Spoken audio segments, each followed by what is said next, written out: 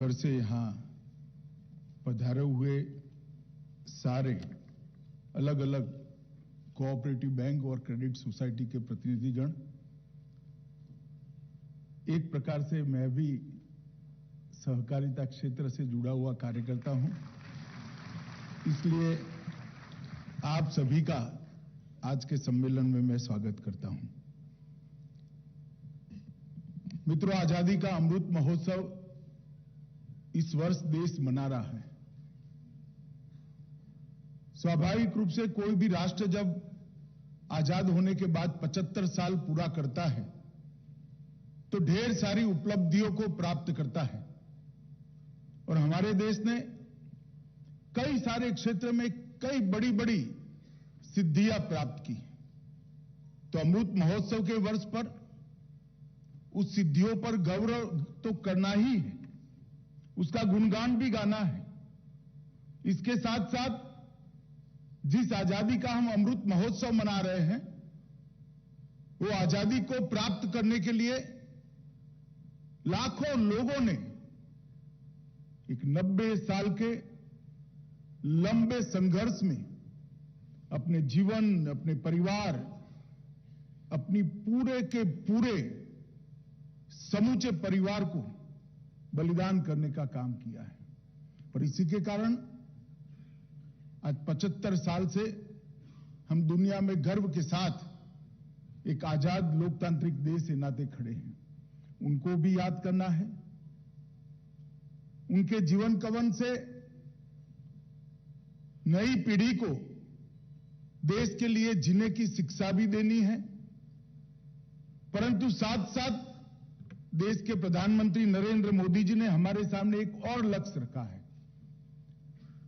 कि जब देश की शताब्दी मनाई जाएगी आजादी की, उस वक्त सभी क्षेत्रों में देश दुनिया में सर्वोच्च स्थान पर हो, ऐसे भारत का निर्माण इस 25 साल के अंदर करना है। और वो तभी हो सकता है जब निर्माण की प्रक्रिया में सभी की सहभागिता हो, सभी का सहकार भी हो और सभी क्षेत्रों के लोग अपने अपने लक्ष्य तय कर 25 साल में लक्ष्य की सिद्धि प्राप्त करें। तो आजादी के 75 साल से आजादी के 100 साल, अमृत महोत्सव से शताब्दी महोत्सव का 25 साल का एक कालखंड नरेंद्र भाई ने देश के सामने अमृत काल के रूप में वर्णित किया है। और अमृत काल संकल्प सिद्धि का काल है और हमारे सामने सबसे बड़ा लक्ष्य है कि देश का विकास हो, देश के अर्थतंत्र को दुनिया भर के अर्थतंत्र की तालिका में सबसे ऊपर हम देख पाए और देश के सभी नागरिक एक समान अधिकार के साथ अपना जीवन जिए। अब जहां तक अर्थतंत्र के विकास और देश के विकास की बात करते हैं तो आंकड़ों में तो विकास करना बहुत सरल है। $5 ट्रिलियन की इकोनॉमी भी करना सरल है, उससे आगे भी जाना सरल है। मैं बहुत विश्वास के साथ आपको बताता हूं, बड़ा सरल है, मगर एक कठिन चुनौती इसके साथ है। क्या ये विकास सर्वस्पर्शी है? क्या ये विकास हर व्यक्ति को छूने वाला है? क्या ये विकास सर्वसमावेशी है? क्या ये विकास के मॉडल में सर्व व्यक्तियों का, हर व्यक्ति का समावेश होता है क्या? और अगर मैं विश्वास के साथ कहना चाहता हूं, अगर सर्वस्पर्शीय, सर्वसमावेशक विकास करना है तो विकास के मॉडल में सहकारिता के सिवा हमारे पास और कोई चारा नहीं। मुझे मालूम है कुछ लोग सहकारिता को अलग दृष्टि से देखते हैं, एक दकियानुसी विचार, एक कालबाह्य हो गया है, रिलेवेंसी नहीं रही है, वगैरह वगैरह वगैरह। मगर मैं सबको कहना चाहता हूं कि आज आप अमूल के मॉडल को देखिए, क्रिप्को के मॉडल को देखिए, इफ्को के मॉडल को देखिए, लिज्जत पापड़ के मॉडल को देखिए, हमारी 195 से ज्यादा 100 साल पुरानी कोऑपरेटिव बैंकों को देखिए, तो आपको मालूम पड़ेगा ये आज भी रिलेवेंट है और आज यहां जो 100 साल जिनके हो गए हैं, वो सभी बैंकों में से कुछ बैंकों का सम्मान करने का, इनके चेयरमैन और बोर्ड ऑफ डायरेक्टर के मेंबर का सम्मान किया। मैं कहता हूं कि 100 साल बहुत बड़ा कालखंड होता है। हमने बहुत सफलता के साथ देश की सहकारिता ने ये यात्रा समाप्त की है, परंतु अगले 100 साल बहुत गौरव और सिद्धि के साथ देश के विकास में कंट्रीब्यूट कर हमने निभाना है। और अगले 100 साल तक सहकारिता का व्याप भी बढ़ाना है, सहकारिता की स्वीकृति बनानी है। और हमारे परफॉर्मेंस के आधार पर जो लोग आज मानते हैं कि सहकारिता इरिलेवेंट हो गई है, कोऑपरेटिव बैंक्स भी इरिलेवेंट हो गए हैं, उनको हम थ्योरी से समझा नहीं पाएंगे, हमारे परफॉर्मेंस से ही समझा पाएंगे। और ये परफॉर्मेंस करने की जिम्मेदारी हमारी है। हम सब ने एक संकल्प लेकर जाना चाहिए कि हम हमारी अनिवार्यता भी खड़ी करेंगे और अनिवार्यता के साथ साथ हमारा जो योगदान है उससे हमारी डिमांड भी स्पर्धा के जमाने में हम खड़ी करेंगे। लोग कोऑपरेटिव पर भरोसा बढ़ाए, इस प्रकार की स्थिति का निर्माण आज अर्बन डेवलपमेंट अर्बन कोऑपरेटिव बैंकों के सम्मेलन में हमने संकल्प लेकर जाना चाहिए। मित्रों, आज शहरी कोऑपरेटिव क्रेडिट क्षेत्र की भविष्य की भूमिका पर आज सेमिनार हो रहा है। बहुत सारे टेक्निकल सेशन भी है। इसमें शहरी सहकारी बैंकों के भविष्य की भूमिका, आरबीआई के एक्सपर्ट कमेटी की रिपोर्ट की सिफारिशें,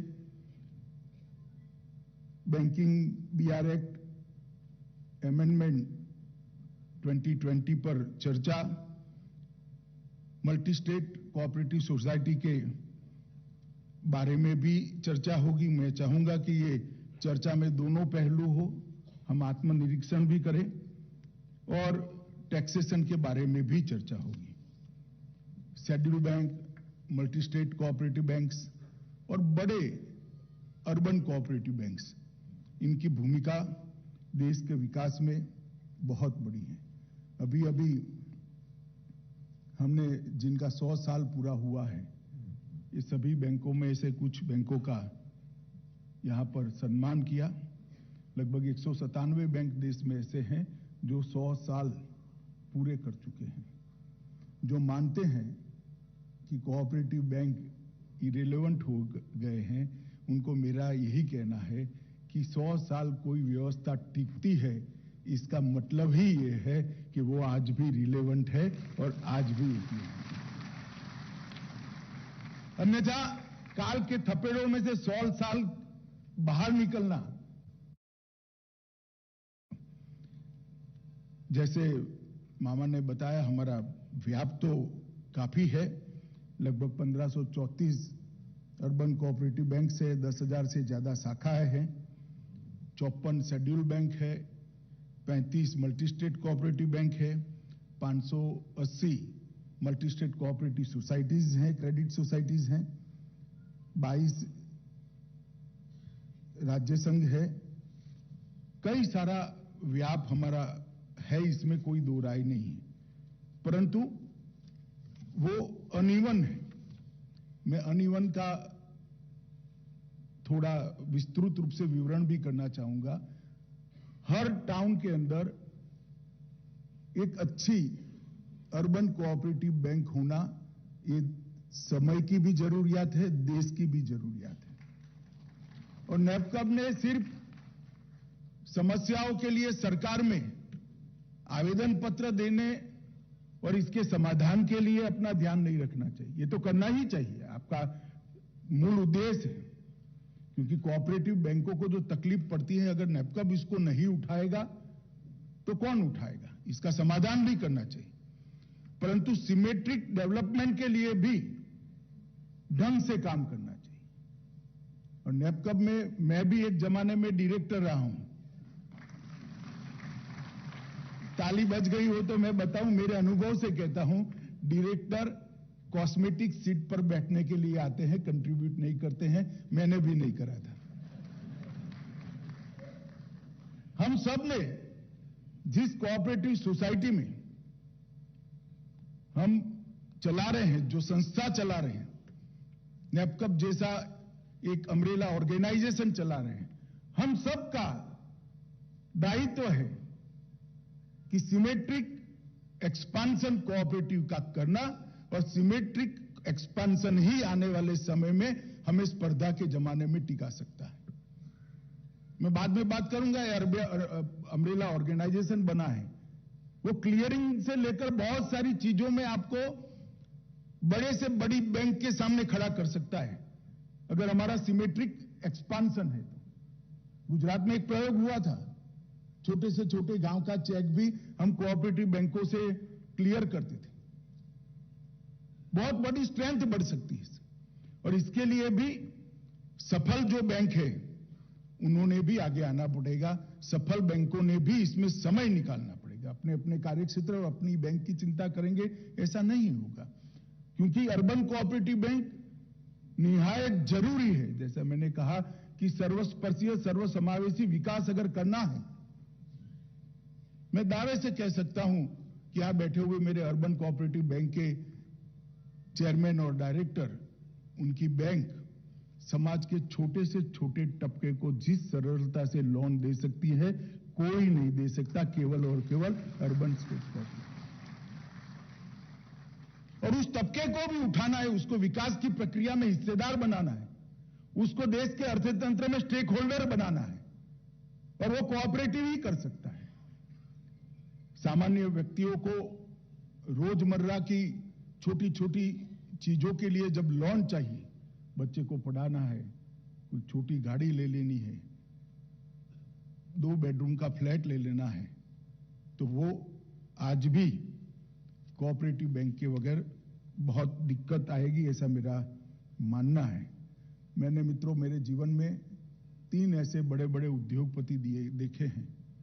रिजर्व बैंक के यहाँ अफसर भी बैठे हैं, मैं उनको भी कहना चाहूंगा, 3 ऐसे बड़े उद्योगपतियों को मैं जानता हूं जिनको पहला 5 लाख का लोन अर्बन कोऑपरेटिव बैंक ने दिया था, जो आज देश के सबसे बड़े जीडीपी कंट्रीब्यूटर हैं। मैं जानता हूं, व्यक्तिगत रूप से जानता हूं कौन सी बैंक। एक बैंक तो यहां बैठी भी है, मुझे मिलने भी वाले हैं। वो 5 लाख का लोन देश को बड़ा इंडस्ट्रियलिस्ट दे सकता है। मैं इसलिए आपको कहता हूं कि हमारी जरूरियात सर्वस्पर्शीय सर्वसमावेशी विकास के लिए बहुत जरूरी है, और आर्थिक रूप से जो अभी सशक्त नहीं हुए, इनका एम्पावरमेंट करने की जिम्मेदारी सोसाइटी की है। मैं जब सोसाइटी कहता हूं तब सरकार की भी है और सहकार की भी है, दोनों की बनती है। उनका एम्पावरमेंट करना ये हमारा काम है, और एम्पावरमेंट करने के लिए अर्बन कोऑपरेटिव बैंक से और अर्बन कोऑपरेटिव क्रेडिट सोसाइटी से अच्छा जरिया और कोई हो नहीं सकता। मित्रों, 10,000 शाखाएं, 5 लाख करोड़ का डिपॉजिट, 3 लाख करोड़ रुपए का एडवांस, देखने में बड़ा अच्छा लगता है, क्योंकि हम छोटी छोटी बैंकें चला रहे हैं। सारस्वत बैंक, रुपे बैंक, बड़ी बड़ी बैंक छोड़ दीजिए, ज्यादातर बैंकें छोटी छोटी बैंक है। तो ये 5 लाख करोड़ का डिपॉजिट और 3 लाख करोड़ का एडवांस बड़ा लगता है, मगर बैंकिंग क्षेत्र में हमारी हिस्सेदारी क्या है, वो भी आत्मचिंतन करना पड़ेगा। डिपॉजिट के मामले में बैंकिंग क्षेत्र में अर्बन कोऑपरेटिव बैंक की हिस्सेदारी केवल 3.25% है, और एडवांस के मामले में 2.69%, 2.70%। मैं आप सबको पूछना चाहता हूं, आप संतुष्ट हो क्या इससे? एक संकल्प लेना चाहिए आज, इसको हमें एक्सपांड करना है। और मैं विश्वास दिलाता हूं मित्रों, नरेंद्र मोदी जी की सरकार है, आपके साथ सेकंड ग्रेड सिटीजन का व्यवहार अब नहीं होगा, आप चिंता मत करिए। आपको एक पार ही रखा जाएगा, स्पेशल फेवर भी नहीं मिलेगी, परंतु सेकंड ग्रेड सिटीजन का व्यवहार भी नहीं होगा, चाहे टैक्सेशन हो, चाहे बीआर एक्ट हो, चाहे रिजर्व बैंक के नॉर्म्स हो। सेकंड ग्रेड सिटीजन का व्यवहार आपके साथ नहीं होगा। अर्बन कोऑपरेटिव बैंकों को एक समान रूप से ही देखा जाएगा, परंतु विकास करना जिम्मेदारी हमारी है, विश्वसनीयता खड़ी करना जिम्मेदारी हमारी है, लोगों का हम पर भरोसा बनाना जिम्मेदारी हमारी है। हमारे कंडक्ट से आरबीआई का भरोसा जीतना वो जिम्मेदारी हमारी है। हमारे कंडक्ट से सरकार का भरोसा जीतना ये जिम्मेदारी हमारी है। मैं आज आप सभी को कहना चाहता हूं कि हमने अगर एक्सपांड करना है, हम हमारे कालखंड को न सोचें, हम हमारी एक बैंक को न सोचें। अगर सभी ने ऐसा सोचा होता तो आज तक कोऑपरेटिव सेक्टर ही बंद हो गया होगा। कुछ ऐसे लोग थे जिन्होंने सेक्टर का सोचा, आज हम यहां तक 100-125 साल की यात्रा पार कर कर यहां पर खड़े। हमने भी आगे के 100 साल का सोचना पड़ेगा और इसके लिए हमारे अंदर भी कुछ संस्थागत परिवर्तन करना पड़ेगा। क्या आप सब ये सोचिएगा, मैं कोई कानून से करने की बात नहीं, ये सोच से करने की बात है। आपका बोर्ड कोऑपरेटिव है क्या? हमने भी सोचना चाहिए। 10 साल से 2 नए लोग आ जाए, 3 नए लोग आ जाए, यंग लड़के आ जाए, प्रोफेशनल आ जाए, जगह करो भाई। बहुत सारे लोग लाइन में हैं, हम भी जमकर न बैठ जाए। नए बच्चे आ गए, टाई पहनकर, प्रोफेशनल है, जरा जगह करो, उनको बैठने दो, वो आगे बढ़ाएंगे कोऑपरेटिव को। हम भी जमकर न बैठे भाई। बारी तो सबकी आएगी बदलने की, बदलना ही है। समय से किसी को इंक्लूड करते करते धीरे धीरे परिवर्तन होगा। तो नया आया है आपके अनुभव से सीखेगा और जो पुराना है वो नए को सिखा कर जाएगा। ये अप्रोच हमने लेना चाहिए। हमारे मानव संसाधन को भी हमने एक बार, हमारी स्पर्धा जिनसे है प्राइवेट बैंकों के साथ और नेशनलाइज बैंकों के साथ, इसके साथ हमारे मानव संसाधन को भी हमने कंपेयर करना चाहिए। हमारी भर्ती की प्रक्रिया प्रोफेशनल है क्या? हमारी अकाउंट की सिस्टम पूरी कंप्यूटराइज हो चुकी है क्या? हमने सारे मानांकों के लिए अपने अकाउंट सॉफ्टवेयर के अंदर स्वयं अलर्ट रखे हैं क्या? बहुत सारी चीजें, मैं बहुत कुछ कह सकता हूं, मगर जाते वक्त आप ताली बजाओ ऐसा छोड़ना चाहता हूं, इसलिए ज्यादा कहना नहीं चाहता। परंतु आत्मचिंतन करना चाहिए। हमने भी स्पर्धा में टके रहना है तो सिर्फ रोना रोने से नहीं होगा, हमें अपने आप को बदलना पड़ेगा, समय के साथ बदलना पड़ेगा और समय के साथ खड़ा उतरना पड़ेगा। मैं इतना विश्वास दिला सकता हूं नरेंद्र मोदी सरकार की ओर से कि आपके साथ अन्याय कोई नहीं कर पाएगा। मेरी बात को आप मान कर चलिएगा। मेरी खुद की नैपकॉप के साथ 2 बार मीटिंग हुई है, मेरे डिपार्टमेंट की कई मीटिंग हुई है, ढेर सारे इश्यू आए भी है। रिजर्व बैंक ने अभी रिजर्व बैंक के साथ तो मीटिंग हुई नहीं है, मगर उसके पहले भी 2-3 इश्यूओं को हमारा क्लियर भी कर दिया है। और अम्ब्रेला ऑर्गेनाइजेशन जो है, इसमें 300 करोड़ रुपया इकट्ठा करना, मैं तो मानता हूं रिजर्व बैंक ने लक्ष्य हमें बहुत सरल दिया है। मैं अगर रिजर्व बैंक की व्यवस्था में होता तो 300 करोड़ का कतई न देता, ज्यादा ही देता। हमने सिर्फ गुजरात के अंदर माधुपुरा अर्बन कोऑपरेटिव बैंक जब प्रॉब्लम में आ गई, इसका रिवाइवल पैकेज लेकर हम गए थे जालन साहब के पास, आरबीआई के गवर्नर थे, इन्होंने अप्रूव किया था। बाद में जो रिवाइवल के लिए कमेटी बनी उसमें मैं भी था। 300 करोड़ रुपया हमने सिर्फ अर्बन कोऑपरेटिव बैंकों और कोऑपरेटिव बैंकों से, कुछ डिस्ट्रिक्ट कोऑपरेटिव बैंक ने भी दिया था, सिर्फ गुजरात से इकट्ठा किया था। और परिणाम देखिए साहब, वो बैंक रिवाइव हुई और आज वो बैंक का एक एक पैसे का ऋण सभी का चुका दिया गया है, एक पैसा भी बाकी नहीं। इतने बड़े गबन के बाद डिपॉजिटर इंश्योरेंस स्कीम कंपनी ने जो दिया था वो भी सब समाप्त हो चुका है। परंतु हमने आत्मचिंतन कर कर हमारे यहां भी नए सुधारों को स्वीकारना पड़ेगा। अर्बनाइजेशन 40% है, स्वाभाविक रूप से 40% अर्थतंत्र भी 40% से ज्यादा अर्बनाइज हो चुका है। अब इसमें हमें हमारा हिस्सा बढ़ाना है तो स्पर्धा में रहने की हमने बात को ध्यान से करना पड़ेगा। नैपकब ने अर्बन क्रेडिट कोऑपरेटिव सोसाइटी के क्षेत्र पर भी ज्यादा थ्रस्ट देने की जरूरत है।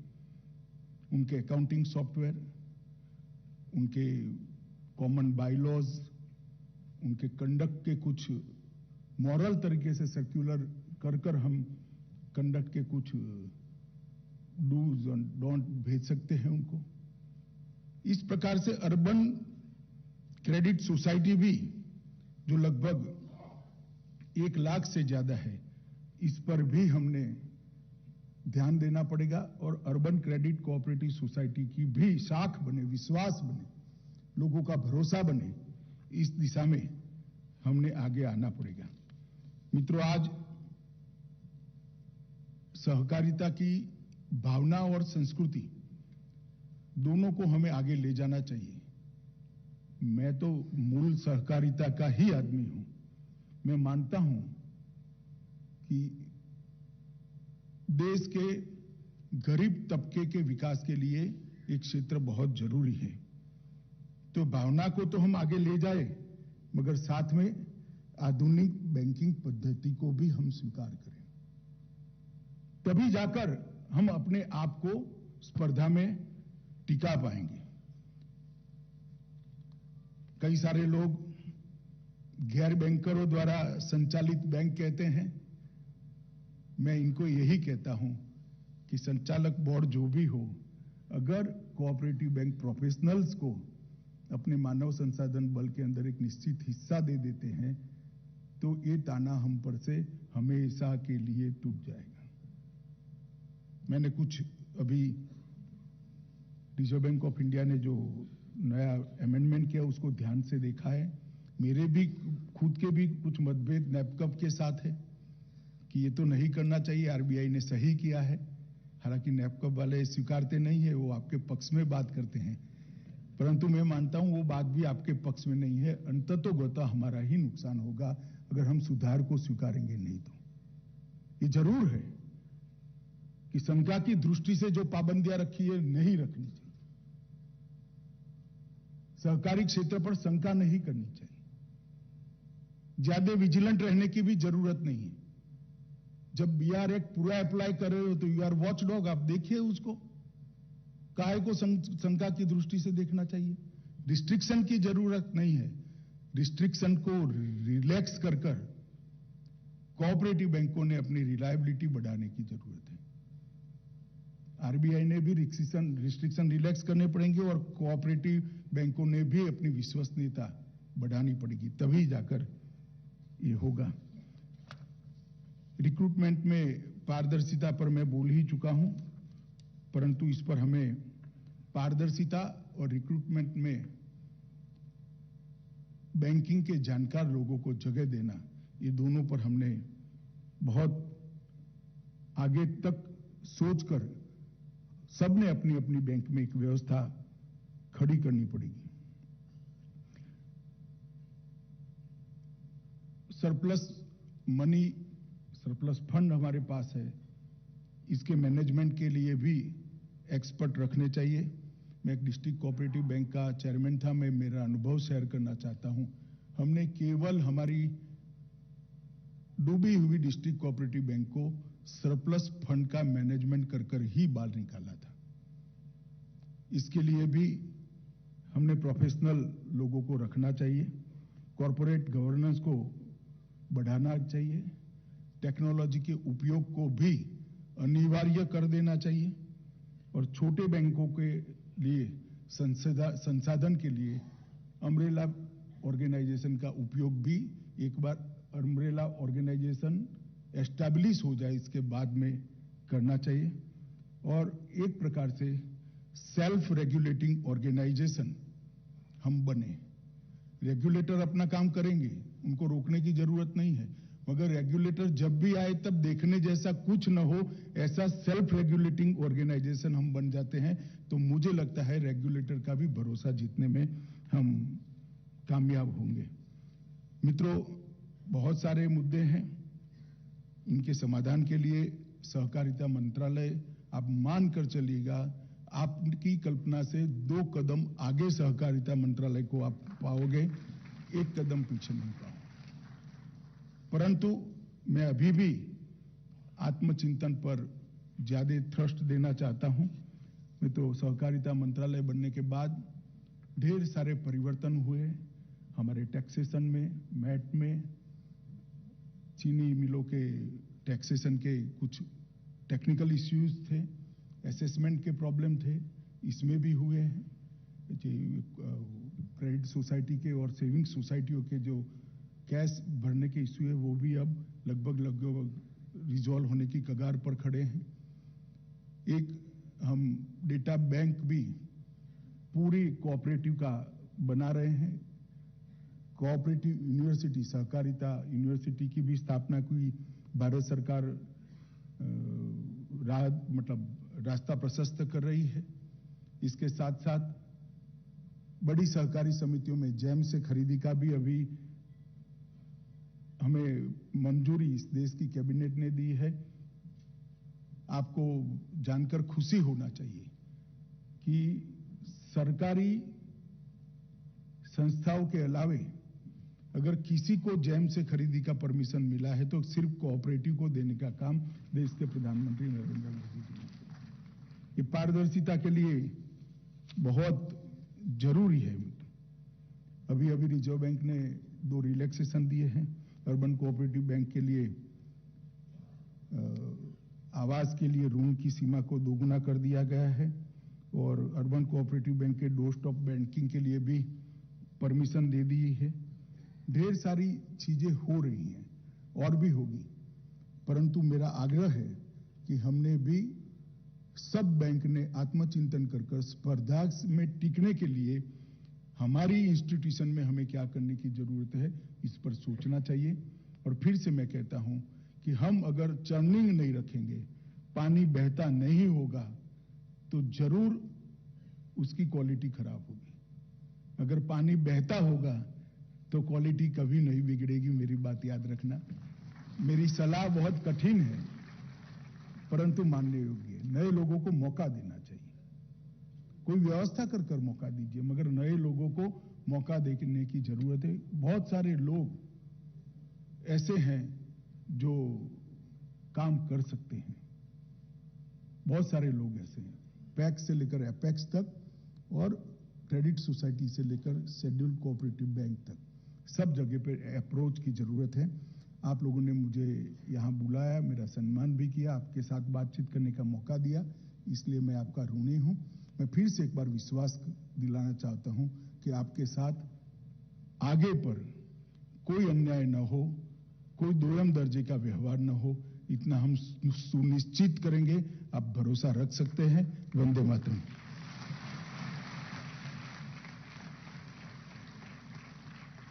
बहुत बहुत आभार माननीय श्री अमित भाई शाह जी, माननीय केंद्रीय गृह और